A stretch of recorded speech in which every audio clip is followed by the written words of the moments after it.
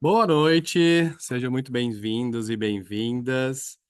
Já gostaria de agradecer a disponibilidade de todos que estão aqui, principalmente a doutora Rita, nossa parceira aqui no Ensino Einstein, e vocês também que estão aqui nessa live. Temos um número interessante de pessoas online já. Sabemos como que é difícil hoje em dia, né? A gente conseguir uma horinha da nossa agenda para fazer uma live, para assistir uma aula, assistir, adquirir algum conhecimento. Então, eu já queria agradecer a disponibilidade de todos neste momento aqui conosco. Vai ser uma hora muito enriquecedora. A doutora Rita trouxe uma palestra super interessante para compartilhar conosco. Mas antes eu queria falar rapidamente, né, por que que estamos aqui, quem é o Ensino Einstein, o que que é o Ensino Einstein, né? Então, só fazer um contexto bem rapidinho, são poucos slides que eu vou mostrar para vocês. Então, somos o Hospital Israelita Albert Einstein, somos considerados aqui o melhor hospital da América Latina, o 20º melhor hospital do mundo e o melhor hospital do Hemisfério Sul. Também, recentemente, no ano passado, ganhamos um prêmio como a empresa mais inovadora do Brasil, concorrendo aí com diversas categorias. Isso para a gente é muito importante e vocês vão entender por que que eu trouxe esse slide para falar para vocês, porque como referência na América Latina e no Brasil, nós temos um corpo de profissionais muito enriquecedor e essas pessoas elas saem da assistência e vão para a sala de aula para ministrar aulas para vocês.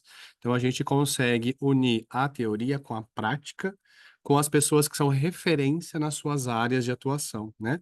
Isso para a gente é muito interessante e isso enriquece muito a aula para vocês. Então, por isso que é tão importante a gente falar que somos uma referência, porque essas pessoas que são referências estarão em sala de aula, também ministrando aulas para quem participa de algum programa de ensino do Ensino Einstein, tá?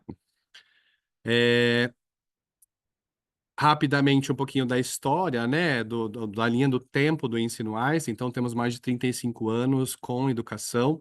Nós começamos ali em 89 com a Faculdade de Enfermagem, a Escola Técnica, muito pensando em capacitar pessoas para atuarem na assistência. Então, foi uma forma de a gente conseguir trazer as pessoas desde o início das suas carreiras, moldando ela para uma área para trabalharem com qualidade e atender futuramente nossos pacientes, né? Isso foi crescendo, ganhamos corpo, tivemos a inauguração da primeira unidade de ensino, que foi na Francisco Morato, crescemos um pouco mais quando foi em 2011. Nós tivemos uma grande ampliação de programas de pós-graduação Lato Sensu. Isso foi crescendo ainda mais, chegamos em outras regiões, então Rio de Janeiro, Belo Horizonte, Goiânia e agora Salvador. Começamos a graduação de medicina e hoje já temos 8 graduações acontecendo no nosso centro de ensino e pesquisa. Então, um pouco em números, né? Mais de 35 anos de atuação no mercado de educação, são 14 unidades de ensino, então são 10 unidades em São Paulo, uma no Rio de Janeiro, uma em Belo Horizonte, uma em Goiânia, e esse ano, 2025, estamos chegando em Salvador também. Nós já tivemos mais de 50 mil alunos formados só em pós-graduação, cerca de 60 mil alunos por ano em todos os programas que eu vou mostrar para vocês rapidamente. Quase 3 mil docentes, então, novamente, esses docentes são as nossas referências da assistência, são as pessoas que estão ali atendendo os nossos pacientes, que vêm para a sala de aula. Claro que convidamos também algumas referências do mercado, né, para a gente trazer uma visão um pouco mais macro, digamos assim, de outras referências, outras realidades, né? Temos 15 categorias de produtos e cerca de 800 cursos ofertados dentro do portfólio do Ensino Einstein. E aí, recentemente, fizemos uma pesquisa com nossos ex-alunos, né, para entender o que que eles estavam achando dos nossos programas, o que que mudou a carreira deles, né? Então, 95% das pessoas acreditam que a especialização colaborou para a conquista dos seus objetivos, né? E aí, esse objetivo, ele pode ser um objetivo profissional, um objetivo pessoal, alguém que queria fazer um novo curso para conhecer um novo, adquirir um novo conhecimento, né? E essas pessoas acreditam que isso foi possível graças à pós-graduação. 9 entre 10 alunos, eles avaliaram o nosso corpo docente como ótimo. Então, para a gente é super gratificante também, porque é uma dedicação diária, né, doutora Rita? A gente trabalha na assistência, a gente sai, vem para a sala de aula, e para a gente é muito importante a gente ter esse reconhecimento, mas também conseguir transbordar esse conhecimento para os nossos alunos. Um terço das pessoas teve promoção ou aumento salarial logo após o início do curso, o que é muito importante também. A gente sabe que é um investimento financeiro, não é pequeno. A gente sabe que as pessoas abdicam de algumas coisas, tem que abdicar ali durante um ano, né, para se dedicar àquele curso, aulas à noite, aulas finais de semana. Então, é muito importante também o reconhecimento de alguma forma, seja do seu empregador, seja de uma forma que você atue na sua carreira, né? Rapidamente aqui, então, esse é o todo o portfólio do ensino Einstein. Nós temos ali desde o ensino médio até o doutorado, e aí passando por escola técnica, as graduações, as pós-graduações, né? Então, a pós-graduação, nós temos elas em algum formato. Então, tem o formato presencial, o formato EAD. Nós temos as pós-graduações acontecendo nas unidades externas. Então, o nosso corpo docente se desloca para Belo Horizonte, se desloca para o Rio de Janeiro, para a gente conseguir ministrar aula. Temos o MBA executivo, mestrado profissional, mestrado acadêmico, cursos de atualização. Então, curso de atualização é aquele curso que tem por volta de 40 horas, mais ou menos. Então, as pessoas que estão interessadas em adquirir um conhecimento um pouco mais rápido, né? Nós temos esses cursos também no formato EAD, no formato autoinstrucional, presencial também, a depender do curso. Se tem alguma técnica, algo que tenha que ser feito, ele acontece no formato presencial. Programas internacionais, então temos aí ao longo do ano diversos programas, diversas imersões em alguns países, né? Recentemente estivemos em Portugal com um programa bem interessante de saúde pública, uma imersão na China que foi super interessante para discutir tecnologia, inovação, isso foi muito legal também.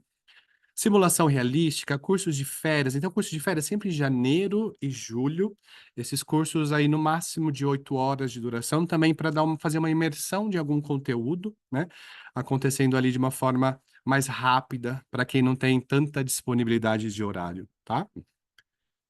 Temos a Academia Digital Einstein. Então, a Academia Digital é uma plataforma de ensino gratuita, onde nós temos ali muitos conteúdos de vídeos, podcasts, videocasts, para que vocês consigam navegar e adquirir. Por exemplo, essa palestra de hoje, ela vai ficar disponibilizada também na nossa academia, porque é um conteúdo que abrange e atende muitas pessoas gratuitamente.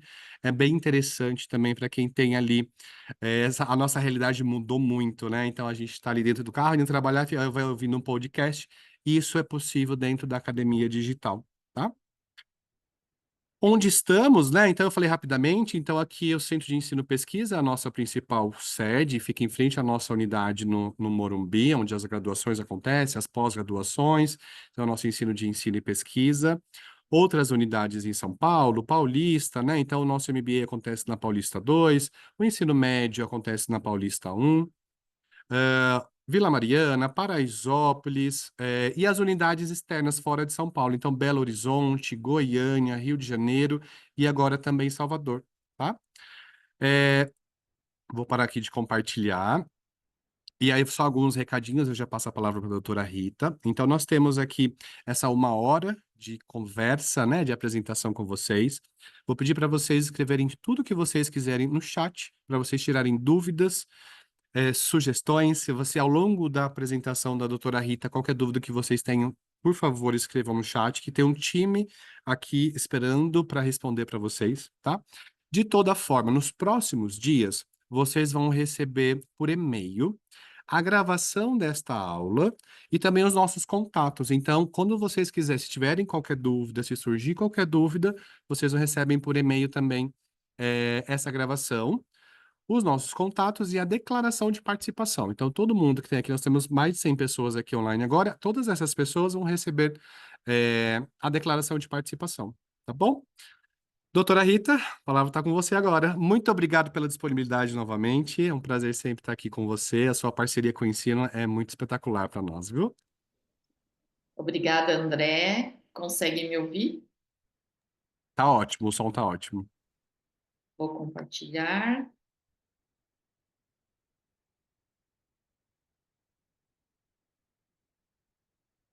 É sempre um orgulho a gente ouvir a evolução do Einstein no ensino, né? Aprendi muita coisa também agora, André, que a gente está sempre se surpreendendo, né? Exatamente, né? E cada dia mais, né? Exato. Boa noite, pessoal. Obrigada por estarem aqui. Eu vou falar sobre restrição do crescimento fetal. Vocês estão vendo no modo apresentação, Tá sim. Uhum. né? Obrigada. Vamos falar de um tema muito importante, que é a restrição de crescimento fetal. E, na realidade, eu vou dar uma palhinha aqui para vocês do que a gente pode fazer nos casos de restrição, porque vocês sabem que daria para a gente falar 2, 3 dias seguidos e não esgotaria o tema, né? É um tema muito importante. Falando então da importância, essa entidade, que eu não poderia dizer uma patologia, mas é uma ocorrência, né, durante a gestação, é quando o feto não alcança o seu potencial total de crescimento, quando ele cresce aquém do que a gente espera. Ela pode acometer em torno de 5 a 10% das gestações, isso é bastante, se a gente for pensar que em termos de malformações nós temos cerca de 2% das gestações, 10% com restrição de crescimento é bastante. É a segunda causa de mortalidade perinatal, atrás das malformações, e aumenta a chance de óbito fetal em 4 vezes quando se instala a restrição de crescimento. E é o maior fator de risco para óbitos fetais evitável, né? A gente tem aí em torno de 30% de fatores de risco para óbitos fetais, e esse é um fator evitável se a gente conseguir diagnosticar, acompanhar e intervir antes do óbito. Qual que é o objetivo da gente, então, na restrição de crescimento? Propiciar um nascimento para esses bebês nas melhores condições de vitalidade. Muitos de vocês já mexem com medicina fetal, trabalham na área, e alguns obstetras, deve ter bastante gente conectada que faz clínica, deve chegar e falar assim, puxa, mas a gente não tem tratamento, né, para restrição de crescimento. Ok, mas a gente acompanhando, vendo as condições dessa insuficiência placentária e atuando antes, né, do evento adverso, a gente consegue trazer esse bebê numa condição melhor para a UTI neonatal. A gente pode também definir uma provável causa, se ela é materna, se ela é placentária ou ainda intrínseca do feto mesmo. E é possível também uma prevenção para a próxima gestação, já temos muitas coisas novas nesse sentido. Falando ainda da importância, quais seriam as complicações neonatais quando o bebê tem uma restrição de crescimento ainda intraútero? A asfixia aumenta demais e o aumento da mortalidade perinatal, como eu já citei. Da parte de pulmonar, nós temos hipertensão pulmonar na maioria das vezes, acompanhado ou não de hemorragia pulmonar. Da parte intestinal, principalmente aqueles bebês que ficaram com o fluxo muito reduzido, com diástole zero durante muito tempo, nós podemos ter uma enterocolite necrotizante, que atrapalha muito a nutrição dessas crianças na UTI neo, né? E também colestase, que vai aumentar os casos de icterícia. Como esses bebês não ganham muito peso, eles têm dificuldade de manter o calor, manter a temperatura, então eles podem ter casos de hipotermia. Também por essa falta, né, de gordura corporal, uma hipoglicemia e uma hipocalcemia por desregulação das paratireoides. Sanguineamente, a gente tem policitemia, como se eles estivessem desidratados, né? E uma trombocitopenia, que levam a complicações. Tem também imunodeficiência por diminuição de linfócito B e T, e aí uma insuficiência renal por causa da diminuição do fluxo placentário. Todo mundo está muito acostumado aí com os oligoâmineos nesses casos, né? Então, um diagnóstico básico para todo mundo, a gente começando ali a pensar em restrição, obviamente o exame clínico, né, altura uterina reduzida, vai nos dar aí uma ideia de que pode estar havendo uma restrição de crescimento, mas a gente sabe hoje em dia que o exame ouro, né, o gold standard, é a ultrassonografia obstétrica, e mais ainda agora com a Doppler velocimetria obstétrica para complementar. E esse diagnóstico, sempre que o peso fetal estiver abaixo do 10º percentil, tem que ser aventado, ou se a circunferência abdominal na ultrassonografia, olha aqui o abdômen do feto, estômago e veia, se essa circunferência tem 2 semanas de diferença em relação à idade gestacional. Obviamente, um acompanhamento longitudinal de vários exames aferindo esse peso fetal vai nos ajudar nesse diagnóstico. E esse consenso desde 2016 da nossa Sociedade de Obstetrícia e Ginecologia achou por bem a gente dividir e classificar essa restrição de crescimento em precoce, abaixo de 32 semanas, e tardia, acima de 32 semanas. Tanto pela questão etiológica, que é diferente, quanto pela instalação da insuficiência placentária, também de um modo diferente. Eu não vou entrar nesse mérito aqui, porque, como eu disse para vocês, a gente teria aí mais 1 ou 2 dias de aulas, como a gente faz o nosso módulo de restrição de crescimento da nossa pós, bem detalhadinho, aqui vai ser um geral para vocês. Então, abaixo de 32 semanas, se eu tenho o peso estimado menor que o percentil 3, eu já posso dizer que eu tenho uma restrição de crescimento precoce. Ou se eu tenho um Doppler de artéria umbilical com diástole zero também. Ou se ainda um peso menor que percentil 10, porém alterações de artéria uterina e artéria umbilical, resistência aumentada nas duas. Nos casos tardios, acima de 32 semanas, quando ele se instala mais tardiamente, eu tenho também um percentil 3, um peso abaixo do percentil 3, já fechando o diagnóstico para nós, mesmo sem alteração de Doppler, ou um desses critérios, né, o percentil abaixo do 10 com artéria umbilical alterada ou ainda com uma centralização fetal. Quem mexe com ultrassonografia e medicina fetal sabe o que eu estou falando. É uma artéria cerebral média muito mais dilatada do que a artéria umbilical. É o bebê já se defendendo dessa diminuição de fluxo placentário. E como que a gente vai fazer esse diagnóstico? Eu acredito que tem a gente aqui que está iniciando na ultrassonografia, né? Então, eu diria para vocês que ainda não são super experts, que o negócio é a gente fazer o arroz com feijão bem feito. Se a gente fizer isso, nós não vamos perder nenhum caso. Então, ali no primeiro trimestre, você confirmar a idade gestacional é importantíssimo, tá? Porque muitas vezes eu não tenho aquela correção pelo ultrassom da data da menstruação da paciente e a gente deixa de fazer diagnóstico de restrição porque não se corrigiu a data. Então, quem está fazendo ultrassom, mesmo que seja lá nas 30, 32 semanas, tem obrigação de perguntar para a paciente sobre o primeiro ultrassom, de checar, fazer as contas novamente, ver se aquela idade gestacional está correta, para a gente poder ter o percentil de peso adequado para esse bebê.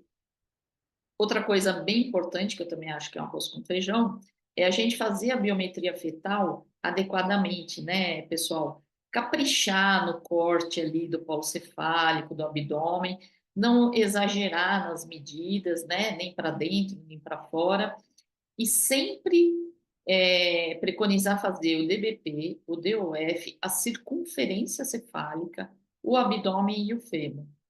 E a fórmula de peso fetal utilizada sempre tem que ter a circunferência cefálica. Existem algumas fórmulas que têm o biparietal, né, apenas. Então, a gente recomenda que se use realmente fórmula de Headlock com a circunferência cefálica. É interessante ter uma curva de crescimento, todos os ultrassons, né, os exames que essa paciente fez serem plotados numa curva de percentil. Inclusive, algumas curvas a gente tem condição de colocar em alguns softwares gemelares, né, para a gente comparar os dois bebês conjuntamente. E aí vocês vão me falar assim, puxa, Rita, mas você está usando o sistema Astraia, que é muito bom, que guarda todos os exames. Eu não tenho condição de instalar o Astraia. E aí eu vou dizer para você o seguinte, se você tem um aparelho de ultrassom, você tem todas as curvas nele, tá? É só você chamar uma application e ela vai te ensinar. Você vai no reporte e ali no reporte, na sua telinha, você tem os gráficos. Então, você tem gráficos de toda a biometria que você faz, Esse aqui, inclusive, é um aparelho mais das antigas, que eu fiz questão de trazer para vocês verem que é possível seguir os bebês sim longitudinalmente. Então, eu tenho aqui circunferência cefálica, abdômen, fêmur, e eu tenho também o gráfico de peso, olha só, o peso pelo headlock, e eu vou acompanhando. Esse aqui era um bebê super restrito, né? E eu vejo quando eu tenho esse peso estacionado, eu vejo quando a circunferência cefálica não está crescendo mais, para a gente poder tomar nossas atitudes. Então, dá sim para a gente acompanhar longitudinalmente. E aí, um pouquinho mais especializado, né, a Doppler velocimetria vai conseguir mostrar para a gente, com as artérias uterinas, se existe uma causa materna dessa restrição de crescimento. Então, o Doppler, além do acompanhamento todo que eu vou mostrar, ele já dá para a gente a etiologia, né? Ele ajuda muito a gente separar as etiologias na restrição. Então, as artérias uterinas normalmente têm que ter um fluxo muito bom, aí durante todo o decorrer da gestação, e não pode ter uma resistência aumentada e nem incisura. E o Doppler da artéria umbilical vai nos mostrar diretamente a insuficiência placentária. As artérias umbilicais também têm que ser checadas, se possível, as duas. Ele tem um fluxo sempre crescente aí durante a gestação, com a diminuição de resistência e o aumento aí dessa onda que a gente observa. E nós temos aí duas situações importantes, que é quando a gente chega em diástole zero, que a gente sabe que eu tenho comprometimento aí de mais de 50% dessa placenta, e a diástole reversa, quando eu tenho mais de 75%, né? Quando eu tenho artéria umbilical acima do percentil 95, que tem também a curva lá no aparelho do ultrassom, eu já tenho que ficar esperta que eu tenho uma resistência aumentada. Isso eles vão ver mais para frente.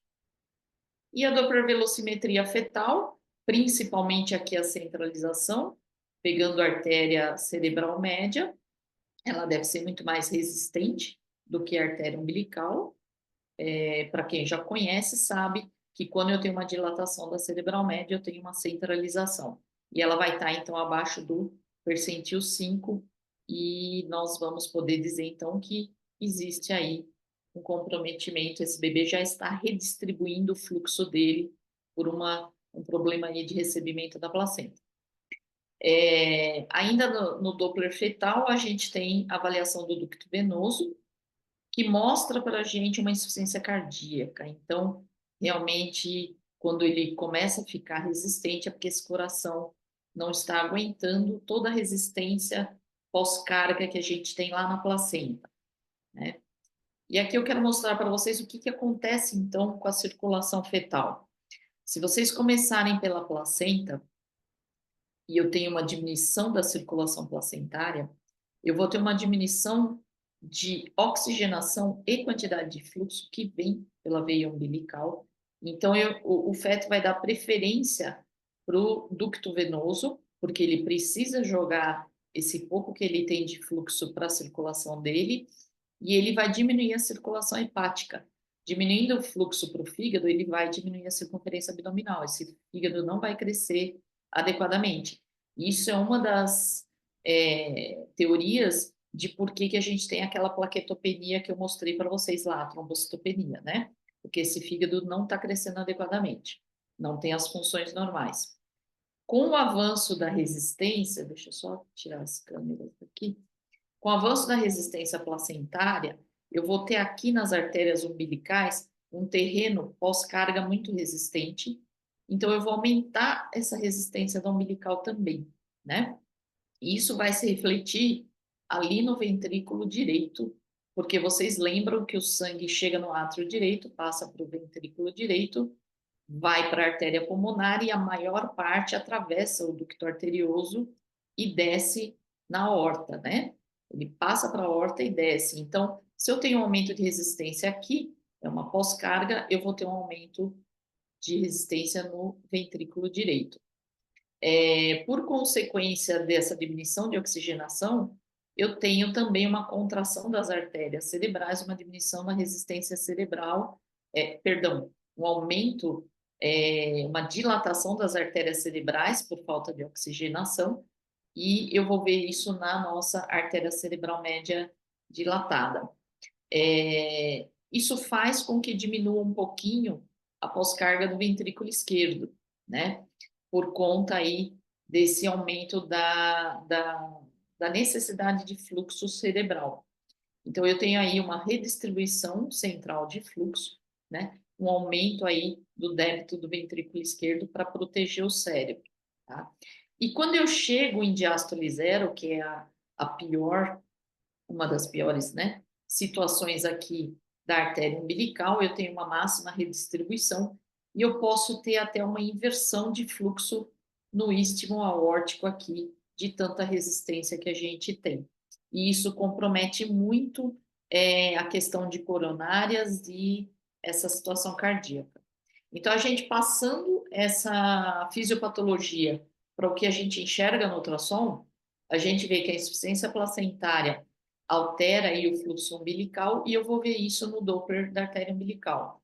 Esse bebê começa a fazer essa compensação hemodinâmica que eu falei para vocês e duas situações acontecem. Aumenta, então, o fluxo para o sistema nervoso central, coração e adrenal, tentando proteger essa região, né, e dilata a artéria cerebral média. E do lado de pulmão, ossos intestinais e rins, eu tenho uma diminuição de fluxo, que vai nos levar à nossa redução de líquido amniótico, que a gente enxerga também no ultrassom. Quando eu tenho aí a redistribuição máxima, um limite de fluxo, eu começo a ter uma disfunção do miocárdio, uma pressão do átrio direito, fazendo com que o ducto venoso se contraia, né? E eu vejo ali, então, aumento da resistência do ducto venoso. E todos os trabalhos mostram que essa situação acontece paralelamente à acidemia que vai ser mostrada na nossa cardiotocografia. A gente começa a ter alterações de cardiotoco, em geral, junto com o ducto venoso. Obviamente, cada feto é um, né? Então, pode ser que a gente veja alteração de ducto antes de alteração da cardiotoco, tá? Mas nós temos até teses de doutorado mostrando que é paralelo. E aí, daqui para a falência de múltiplos órgãos é muito rápido, né? Então, a gente tem algumas coisas aqui importantes para resolução de gestação. E aí, nós temos vários autores na literatura classificando e dando algoritmos para resolução de gestação, para acompanhamento e resolução. Um que a gente gosta muito é o pessoal de Barcelona, Eduardo Gratacosa e Figueiras, que eles dividiram em 4 estágios, e para cada estágio, ele, conforme a idade gestacional, ele indica resolução ou não. Mas eu gostaria que vocês tivessem um raciocínio clínico para cada um dos casos que vocês tenham, sem depender, por exemplo, do site de Barcelona, da calculadora de Barcelona, porque a gente coloca lá a idade gestacional, quanto que está a IP da uterina, quanto está a idade umbilical, a idade gestacional, e ele fala resolve ou não. Isso é uma decisão muito difícil, né? Resolução e o acompanhamento, aqui ele sugere, repete em 2 semanas, 1 semana, 2 dias, mas vocês vão ter que olhar cada caso individualmente. Por isso que é importante estudar a fisiopatologia e acompanhar longitudinalmente esses bebês. A gente tem também esse artigo do Bachar, que é muito bom, que divide, né, na restrição precoce e na tardia, colocando também um acompanhamento, sugerindo aí um acompanhamento. E vocês vão ver que tem várias situações, vários artigos, e a minha mensagem é a seguinte: se eu preciso resolver essa gestação, eu preciso entender da sobrevida neonatal, né? Eu brinco para muita gente, já quem me conhece já me ouviu falar, que quem faz medicina fetal é pré-pediatra, né? Nós cuidamos do bebê antes de nascer. E se a gente fizer muita besteira antes do nascimento, o neonatologista não vai conseguir consertar tudo, né? Então, nós temos que estar sempre em muito contato com os neonatologistas, estudar as situações perinatais para poder tomar as decisões. Então, a gente sabe que uma sobrevida sem sequelas, da maioria dos neonatos, 50% deles sem sequelas, é a partir de 28 semanas, né? Mas que a gente tem aí uma sobrevida acima de 50%, já nas 26 semanas. E se a gente comparar o não restrito, que é só o prematuro, com o prematuro acima de 24 semanas sobrevive melhor do que o restrito. O restrito precisa de 2 semanas a mais para sobrevivência, até porque ele não tem peso suficiente, né? E se a gente conseguir segurar intraútero, cada dia que a gente segura esses bebês intraútero, a gente aumenta em 2% a sobrevida deles, né? O gráfico aqui mostra isso. Então, a gente precisa ter um esforço, fazer esses exames com consciência, para a gente tentar levar essa gestação até pelo menos ali 27 semanas, que parece ser um marco interessante para essas crianças de restrição precoce. E o maior preditor abaixo das 27 semanas, porque esse é o nosso problema, né? Aqueles bebês ali 24, 27, 28. Se eu estiver falando do bebê lá de 34, a maioria das pessoas dentro do Brasil vai ter condições nos berçários, né? Mas aqui, abaixo de 27 semanas, o maior preditor vai ser a idade gestacional e o peso do bebê. Então, a gente precisa tentar chegar nas 27. E a gente vê que é nessa fase mesmo que eles complicam mais e alteram o ducto venoso. E acima das 27 semanas, né, quando você está seguindo e ele conseguiu passar das 27 semanas, ele já tem uma idade gestacional, o maior preditor de sucesso vai ser o ducto venoso. Ou seja, se ele já passou dessa idade gestacional, eu não posso deixar esse coração sofrer ali intraútero, eu tenho que agir um pouquinho mais rápido. E melhor até do que você conhecer toda essa sobrevida neonatal de literatura, é você conhecer o seu serviço, aonde você atua. Então, você tem que chegar lá nos coordenadores da UTI neonatal, conversar com eles e falar: olha, eu estou com um caso de 26 semanas, tem X de peso, está alterada a artéria umbilical, cerebral está assim assado, o ducto está vindo desse jeito, o que você acha? Né? E é o que a gente faz no Einstein. A gente conversou aí com o pessoal do UTI neonatal e nós temos esta sobrevida, vocês vejam que 25 semanas chega a 90% de sobrevida, praticamente sem sequelas, desde que tenha um peso pelo menos acima de 500, 550 gramas, né? Aqueles bebês de 400, 450 é um grande desafio ainda para todos. E a gente aprendeu com o pessoal do Oteinel que a gente tem faixas de peso que mudam bastante para o neonatologista. Isso a doutora Alice falava muito para mim. Ela falava: Rita, se você acha que aquele bebê de 500, 550 não vai chegar em 700, 750, não deixa ele sofrendo muito intraútero. Se você acha que estacionou esse peso, entre 500 e 600, para mim é o mesmo bebê, é o mesmo tamanho de veia, de cordão. Então vamos tirar ele mais rápido. Agora, se você acha que está indo bem, que está suportando um pouquinho e vai chegar no 750, segura mais um pouquinho. E isso é o quê? Isso é o nosso risco de óbito fetal em relação à prematuridade, né? É o que a gente tem que avaliar na hora de tirar esse bebê. O que a gente sabe? Que quando eu tenho diástole zero, o risco de óbito fetal em relação à prematuridade é muito maior desde que eu esteja ali perto das 33 semanas. Então, aqueles bebês acima de 32, gente, eu não posso deixar ele muito tempo com diástole zero, eu tenho que resolver mesmo, tá? E se vocês olharem ali os estágios, vocês vão ver que é essa a conduta. Na diástole reversa, o risco de óbito fetal se torna maior do que o de prematuridade nas 30 semanas.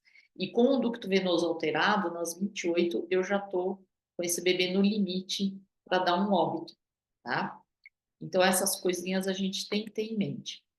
E fazendo um estudo de todos os casos que nós tivemos aqui, desde que começamos a medicina fetal lá em 2003, levantando todos os casos do Astraia e fazendo uma análise com a medicina de precisão, nós fizemos o nosso novo PETO aí de restrição de crescimento fetal do Einstein. Ele tem este aspecto, eu já vou mostrar um pouco mais em detalhes para vocês, e nós compilamos ISUOG, Barcelona, FIGO, tivemos opiniões também dos protocolos da Unifesp, do HC, e fizemos o compilado com as nossas condições aqui. Aí vocês vão falar: ai, Rita, Achar esse protocolo lá no site do Einstein é difícil. Não é, vou dar uma dica, tá? Porque realmente tem muitas páginas lá no site do Einstein. Vocês vão colocar no Google restrição fetal Einstein, vai cair no Medical Suite, olha só. Se você clicar aqui, você vai conseguir enxergar o nosso PET, tá? Para você poder aplicar aí no seu serviço. Logicamente, com as adaptações que você quiser. O que que contém o nosso PETWay, que é um nome elegante para protocolo, tá, gente? Praticamente a mesma coisa. Nós vamos fazer o diagnóstico e a classificação, que eu já passei para vocês no início da aula, toda a pesquisa etiológica, vou falar um pouquinho mais no próximo slide, e nós temos uma tabela de acompanhamento e decisão, como eu estava falando, né, a decisão de deixar intraútero ou tirar, que muita gente chama de manejo, controlar a insuficiência placentária, ter segurança da vitalidade do feto, ver o melhor momento do parto para a gente evitar eventos adversos. Na parte de etiologia, o que todos os artigos mostraram para nós? Que a avaliação morfológica é importante, exatamente para a gente descartar aquelas malformações, mas que eu preciso ser um pouquinho mais intervencionista em termos de genética. Então, fazer o cariótipo convencional quando eu tenho uma formação ultrassom, mas também indicar um painel genético específico, um microarray ou talvez um exoma, quando eu tenho bebês abaixo do percentil 3 sem uma formação aparente, sem causa materna, tá, gente? A gente tem que separar aqui a causa materna. Mas muitas vezes a gente fica sem diagnóstico nenhum e lá na infância a gente vai descobrir que é uma Cornélia de Lange, que é alguma outra coisa que o cariótipo não pega, né? E que tinha pouquinha coisa morfológica ultrassom. A avaliação neurológica também tem sido bem importante, se possível, fazer uma neurosonografia para essas crianças ou uma ressonância magnética. A gente ainda tem bastante resistência aqui dos casais e seguro de saúde, uma série de coisas para ressonância, mas a neurosonografia já é uma realidade na maioria dos serviços de medicina fetal, para a gente ver volumetria, sulcação e a diminuição aí desse crescimento da círcula encefálica. A avaliação cardiológica, sem dúvida anatômica, é importante, né? Que faz parte aqui até da nossa avaliação morfológica total, mas a gente tem usado bastante o eco funcional. Ele ajuda muito a gente naquela decisão do que tu melhorou, piorou, melhorou, piorou. Às vezes o eco funcional fala, está com insuficiência cardíaca, e ele ajuda a gente a resolver, tá? E no pós-parto, uma avaliação placentária, não deixar de fazer um anátomo patológico, e a gente tem vários artigos muito bons direcionados para a gente direcionar o aconselhamento em próximas gestações, tá? Então, a gente sabe que se tiver cilindros hialinos, os vasos alterados, a gente tem que afastar trombofilias, causas trombóticas placentárias e prevenir a restrição de crescimento na próxima gestação, usando aí o ácido acetil salicílico. Essa aqui é a nossa tabela de decisão do Petway. Nós colocamos aqui o feto PIG separado, que é o feto que é pequeno, né, entre o percentil 3 e 10, mas não tem alterações de Doppler. E temos aqui o estágio 1, 2, 3, 4 e 5, compilados para vocês já todas a literatura. Eu queria agradecer aqui também a Aninha Caetano, que ficou muitos anos com a gente e ela nos ajudou aqui nesse Petri.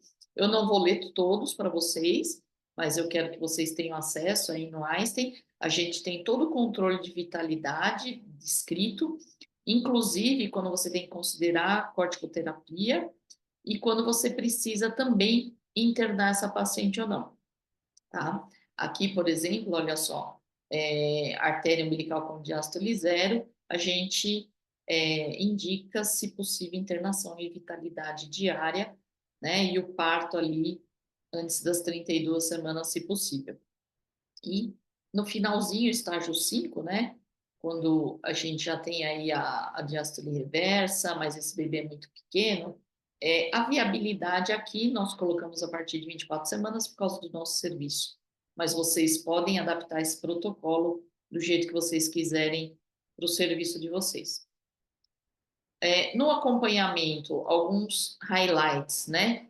Na restrição precoce, acho que eu até já citei a importância do ducto venoso, a gente tem o estudo Truffle falando sobre o ducto versus a cardiotoco. Ainda não tem um consenso se é diário, se é cada 2 dias e tal, mas, como eu disse, cada um de vocês tem que avaliar o caso especificamente. O momento do parto aí, avaliar a prematuridade versus o risco de óbito fetal, né? Então, na restrição precoce, ficar em cima do ducto venoso.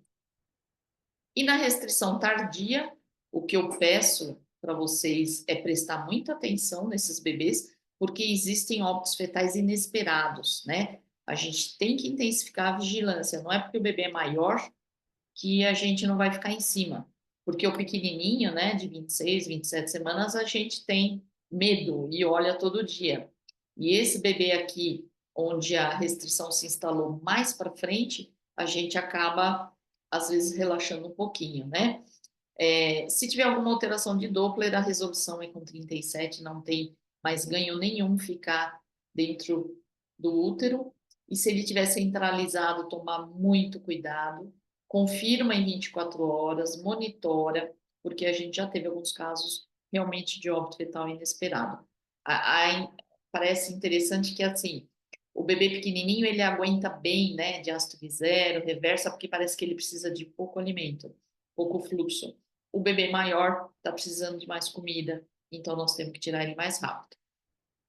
Não vou entrar em detalhes aqui da via de parto, mas lembrar sempre que a gente tem um risco muito maior de sofrimento fetal no trabalho de parto. Existe uma contraindicação de utilizar misoprostol nas induções de restrição de crescimento, né? Se você for induzir e você tiver uma artéria umbilical resistente, você tem que ter uma maior vigilância intraparto. E se você tiver uma diástole zero reversa, sem dúvida a gente se beneficia muito de um parto cesáreo eletivo depois de corticoterapia e neuroproteção, tá?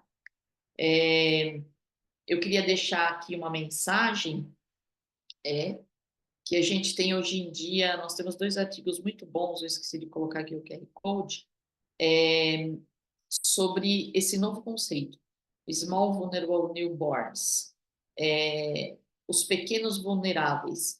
Então, a literatura tem juntado os prematuros, os bebês pequenos para a idade gestacional e restrição de crescimento, e o baixo peso, que o neonatologista classifica como baixo peso, que pode ser qualquer um dos dois, esses são os nossos pequenininhos vulneráveis, que vão ter muito acometimento quando crescerem.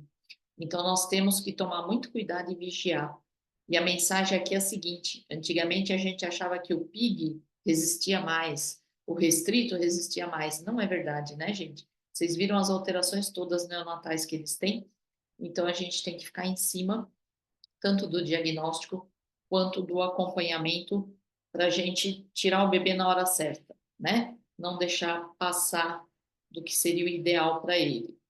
Então, as últimas mensagens é: todo mundo tem que ter um PETO e um protocolo, seja de um outro serviço, seja de literatura, mas siga um protocolo. Você tem que conhecer seu serviço e seus resultados, discutir muito com a UTI neonatal, sobe lá. A cada caso que a gente tem aqui, a gente liga e a gente fala: olha, assim, assim, assado. Eu não coloquei ali nos sinais, mas hiperecogenicidade de alças intestinais naqueles bebês que têm diástole zero mostra que ele tem uma chance muito maior de ter enterocolite necrotizante.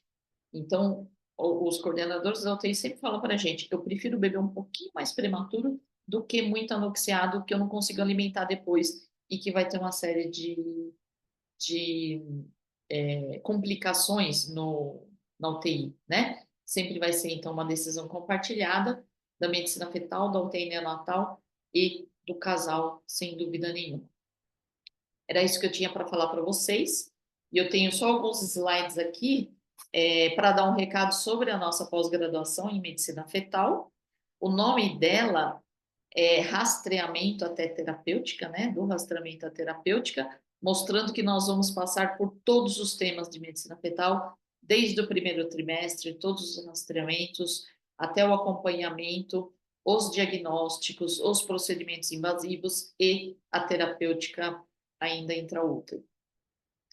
Aqui eu queria mostrar para vocês o Fernando Andrade, todo mundo deve conhecer, está na coordenação junto comigo, e já já eu vou liberar para ele dar um oi para vocês, falar um pouquinho aí da nossa pós.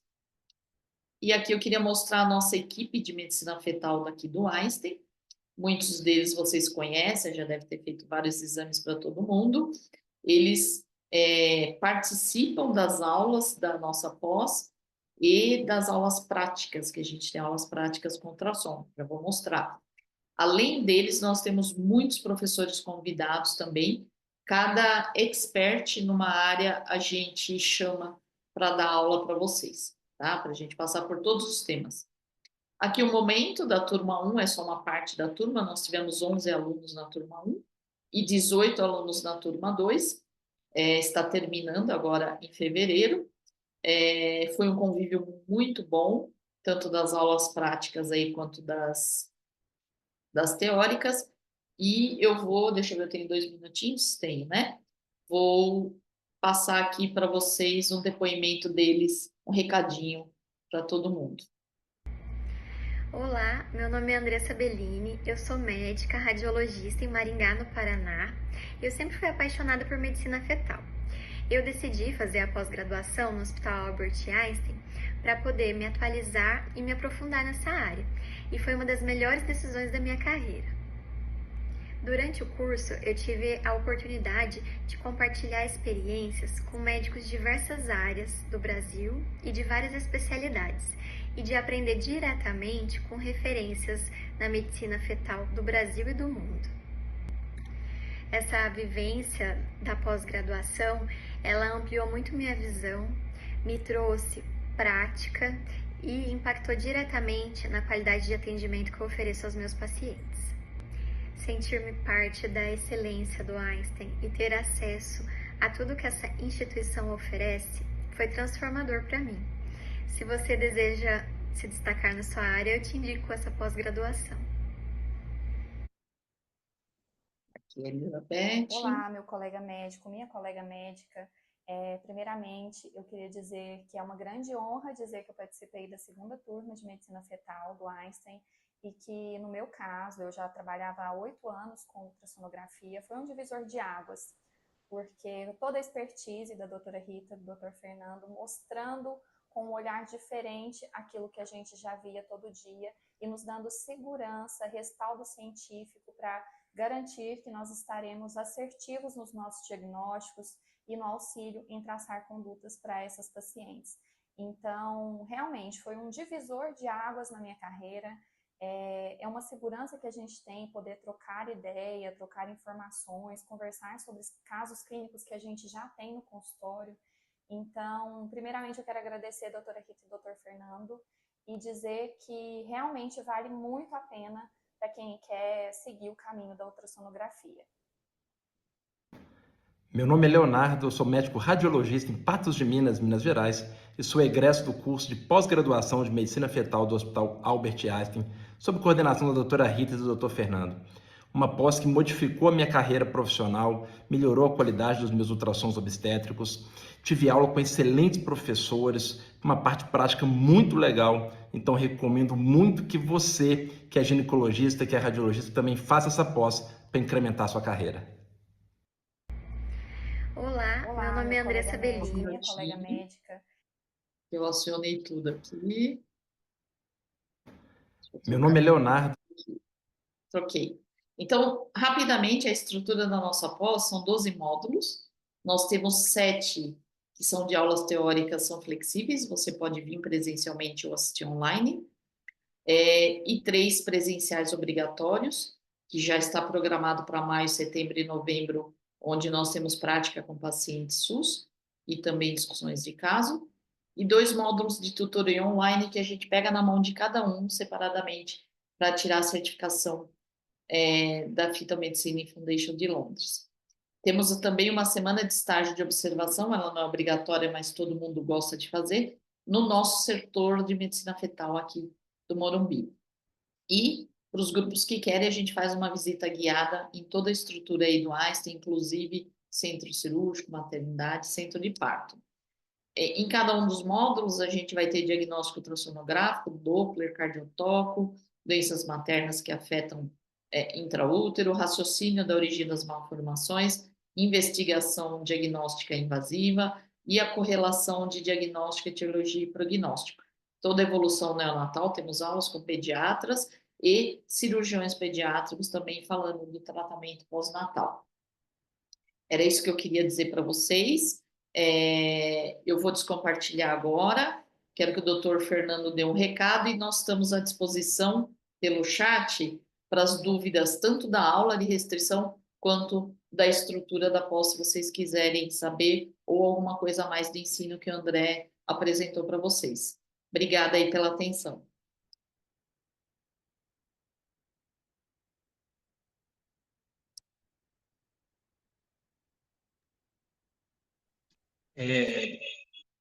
Boa noite a todos. Antes de mais nada, eu queria agradecer ao Einstein, ao Ensino Einstein, tudo aquilo que o André colocou aqui, a evolução. Agradecer aqui a Rita e dizer a vocês que a gente coloca aqui não só aula, né? A nossa experiência vale muito. Eu estava segunda-feira comentando com a Rita, eu estou agora em 2025, no 30º ano, 30 anos de medicina fetal, eu e a Rita mais de 30 anos de medicina fetal, ela quase 35, né, Rita? E nós juntos temos uma experiência aí, que é aquilo que a gente quer passar para vocês, coisas que não estão no livro, não estão na internet, né? Não é só aula, é a gente ter o quê? A gente ter a proximidade de vocês, é ter o estágio, é ter as discussões de casa, é ter tudo isso, e principalmente o network que a gente acaba fazendo junto com todos esses profissionais da família Einstein. Queremos levar uma gota de Einstein a todos aqueles que nos acompanham. Um abraço e muito prazer. Eu estou com o chat aberto aqui. Eu acho que a primeira pergunta, eu até rolei para cima, mas se eu estiver errada, joguem a pergunta novamente. Mas a primeira é da Flávia Avelar. Se a gente recomenda a realização de cardiotoco a partir de quantas semanas? Flávia, a gente sabe que cardiotoco é bom de fazer a partir de 32 semanas, né? Mas se você tiver cardiotoco computadorizada, ela é específica e muito boa para restrição de crescimento, porque ela vê a short-term variation, e dá para você fazer a partir de umas 27 semanas já fazer a cardiotoco, tá? Pode fazer com as ressalvas todas aí, que vai ter um traçado um pouquinho menos variabilidade, mas já dá para a gente ver sim, inclusive às vezes a gente pega as desacelerações, né? Bastante parabéns, muito obrigada, gente. A Nayara aqui falando, vale super a pena fazer a pós. Muito obrigada, Nayara. O que mais? Deixa eu ver se tem mais alguma dúvida. Você viu alguma? E esse curso de embriologia... Maria Gabriela, tem curso de embriologia? Gabriela, nós temos muitas aulas de embriologia dentro da medicina fetal, tá? Cada malformação a gente começa com embriologia. Inclusive, eu sou professora de embrio da faculdade, eu dou 2 semestres de embrio para graduação.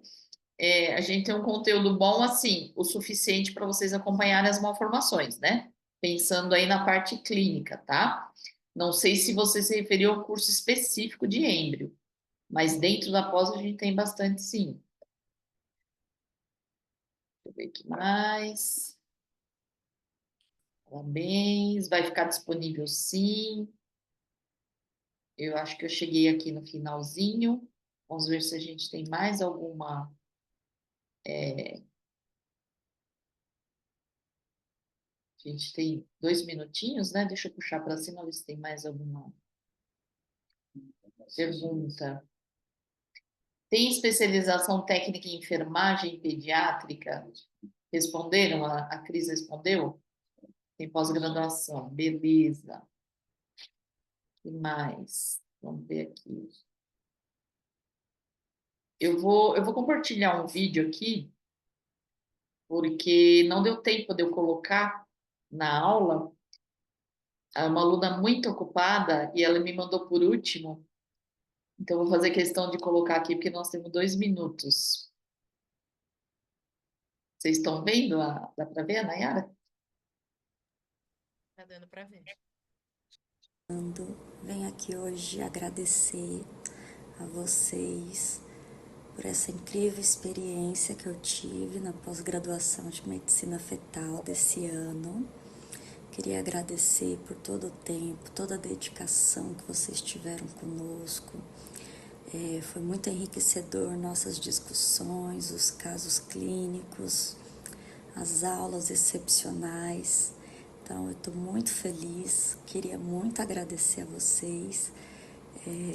Já estou animada para colocar, né, tudo em prática, tentar, quem sabe, aí fazer umas amniocenteses, né, ter coragem. Mas, assim, para mim foi muito enriquecedor, valeu muito a pena. E eu só tenho a agradecer a vocês.